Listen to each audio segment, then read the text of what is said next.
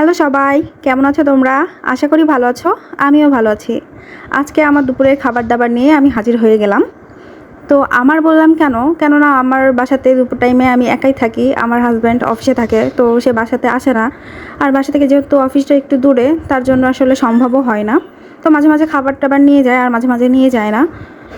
তো এই জন্যই একা একা খেতে হয় দুপুরবেলা। তো যাই হোক, আজকে আমি কিন্তু আলু ভর্তা করেছিলাম, পেঁয়াজ ভাজি করে নিয়েছিলাম, আর ইলিশ মাছ ভাজা, আর সাথে কয়েকটা মরিচ ভেজে নিয়েছিলাম।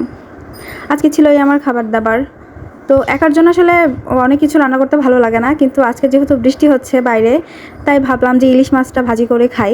আর যেহেতু বৃষ্টির দিনে কিন্তু আসলে একটা ঠান্ডা ঠান্ডা ভাব থাকে, তখন কিন্তু আসলে গরম গরম ভাত আর ইলিশ মাছ ভাজা খাইতে কিন্তু খুব ভালো লাগে। অনেকে খিচুড়ির সাথে ইলিশ মাছ ভাজা খায়, তবে আমার কেন জানি গরম ভাতের সাথে, মানে সাদা ভাতের সাথে ইলিশ মাছটা বেশি ভালো লাগে ভাজা খাইতে।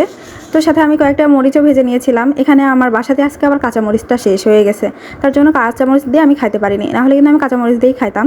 ইলিশ মাছের সাথে কিন্তু কাঁচামরিচটাই বেশি ভালো যায় আর কি। তো কে কে আমার মতো ইলিশ মাছ দিয়ে, মানে ইলিশ মাছ ভাজা দিয়ে ভাত খেতে পছন্দ করো, অবশ্যই কমেন্টে জানাবা। আমার তো অনেক ভালো লাগে। আশা করি সবারই মনে হয় ভালোই লাগে কম বেশি। ইলিশ মাছ তো অনেকেরই প্রিয়, আবার অনেকে খায় না শুনেছি, কিন্তু আমার অনেক ভালো লাগে, বিশ্বাস করো। তার জন্য আমি রান্না টান্না করে খেয়ে নিলাম।